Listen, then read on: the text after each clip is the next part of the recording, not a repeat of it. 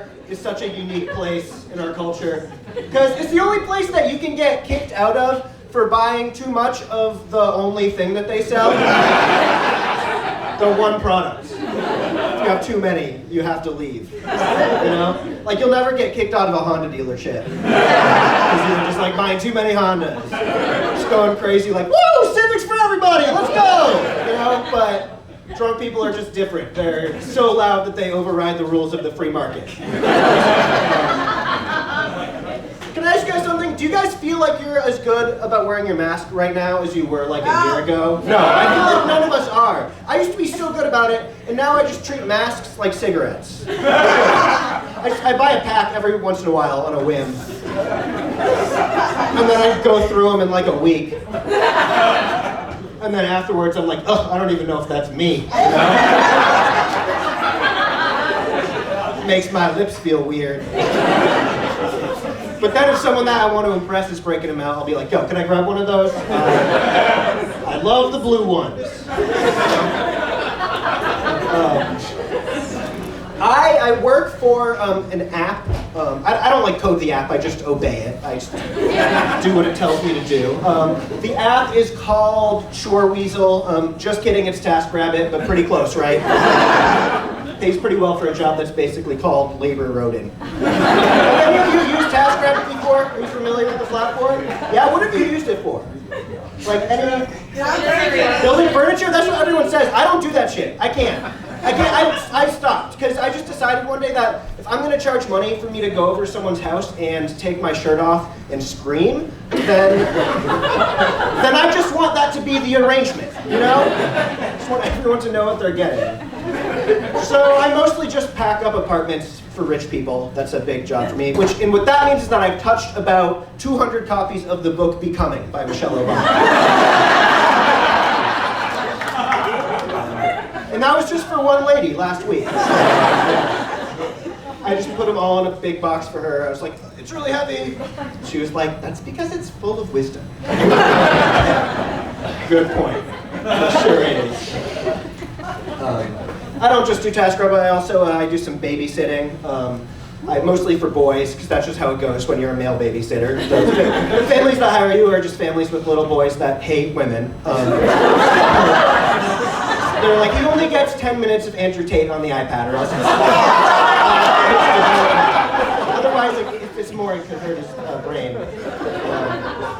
So mostly boys. It's crazy time to be babysitting at all, let alone for boys, because I don't know, not to be dark, but it's like there's school shootings all the time, and it's horrifying to think that that could happen, you know? And so as someone who takes care of kids, I feel like I want to take gun violence really seriously, you know? Like I should treat it with the gravity it deserves. But do you know who has no interest in taking gun violence seriously? Is children. None at all.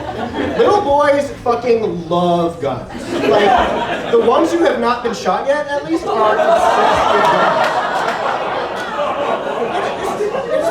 It's crazy how different demographics respond to shit, you know? Because I'm Jewish, and if you talk to a Jewish person, thank you. I hope you like this part. If you talk to a Jewish person the day after a synagogue gets shot up, we're like somber and scared, you know? But if you talk to a kid the day after a school gets shot up, they're just like, "Well, play a game I made up, it's called Gun." Oh, wow. We're gonna play Gun today. Okay, feels a little macabre, but sure, teach me gun. This kid shot me with the fake gun once, and I responded, I don't like that.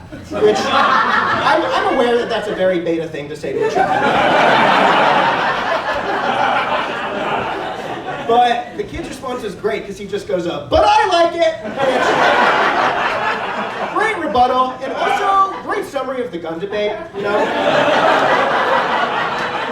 One side being like, I don't really like it when you shoot at me. The other side is like, I hear you, but I fucking love shooting at you. It's like my favorite thing, actually. So how can we meet in the middle here? I would say I'm anti-gun, you know? But like not even politically, just in the same way I'm anti-snake, like that, you know? Get that shit away from me.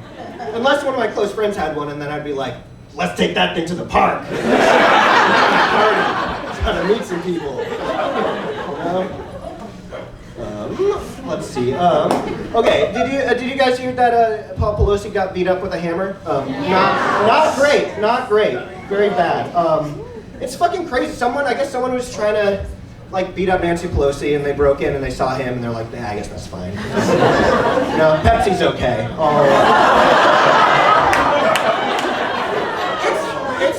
People keep trying to kill Nancy Pelosi, which is fucking crazy, because it's like, be patient. Are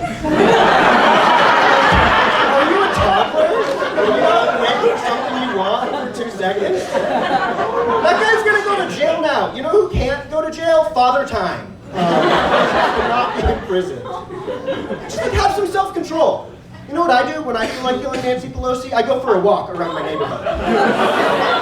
Get some fresh air, maybe eat a snack. Usually it means I'm hungry. It's also wild that like they did it with a hammer, so like, because if they did it with a gun, then like they could, like Pelosi and all of them could use that to fall on the party line and be like, we have to ban firearms. But they can't call to ban hammers. Like Paul Pelosi's, all of his money is in real estate, so they need hammers.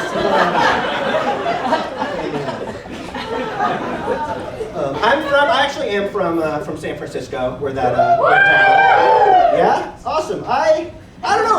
People oftentimes when I tell them that people think San Francisco is dangerous, which I guess the hammer thing it is. Well, the hammer thing doesn't really help my case, but I think most of the time when people say it's, I don't think so. I think people just kind of get like a weird notion of it because they're scared. Doesn't mean it's dangerous. I don't know. I was walking in downtown SF with a friend once who was visiting me, and he saw a guy hitting a crack pipe.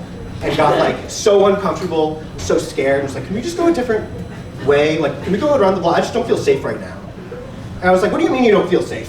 All you have to do right now is just don't touch his crack. Just don't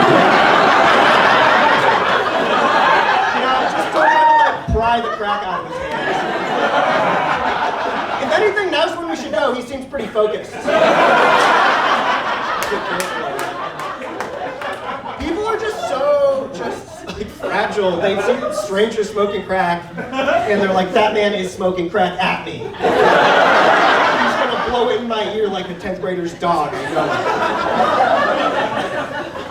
I just think that if you're an adult and seeing another adult do hard drugs like scandalizes you, then you should not be allowed to watch R-rated movies anymore.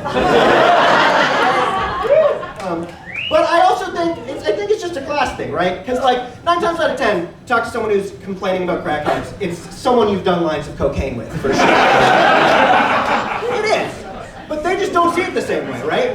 They think that them snorting cocaine is cool and classy, and a homeless person smoking crack is trashy. But it's like, yeah, dude, homeless people can't do powder cocaine because they don't have keys. So, what do you fucking want from them, you know? So true.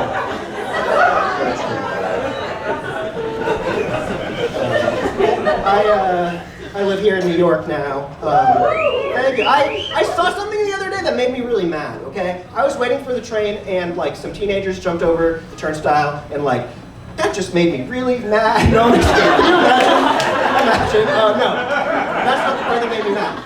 What made me mad is that right after that some undercover cop came up from out of nowhere and like flashed his badge at them and was like, gotcha! He didn't actually say gotcha, I added that was his vibe for sure. It made me mad, one, for the reasons we all like probably agree on. You know, they don't need to be more cops down on the subway. They're just fucking, it's stupid. They're just targeting people they want to target. But 2, because his costume sucked ass. There's so many plainclothes cops and they're undercover, I guess, but their costumes are just not good. He was just wearing like a button-down and slacks and like a Patagonia vest, you know? He just looked like a finance guy. I was like, come on, man, that's not a good costume. That's just what you would be if you were good at school. Right? But like, as much as like fuck the NYPD, I could have had some respect for that dude if I had showed up the next day at the train station and I saw the same guy, but he was just like fully an Orthodox Jew. You know what I mean? Day after that, he has like green hair and a septum ring. And a denim jacket with a bunch of pins. He's like reading an Angela Davis book and highlighting shit. Like, just get the character, man. It just shows me that cops aren't very creative people. Because if I was an undercover cop, I would be blowing my entire paycheck at the Spirit Halloween store. Oh no, break all the laws you want around me. I'm just a lumberjack, so all I really care about is chopping wood. All right, you guys, that's been my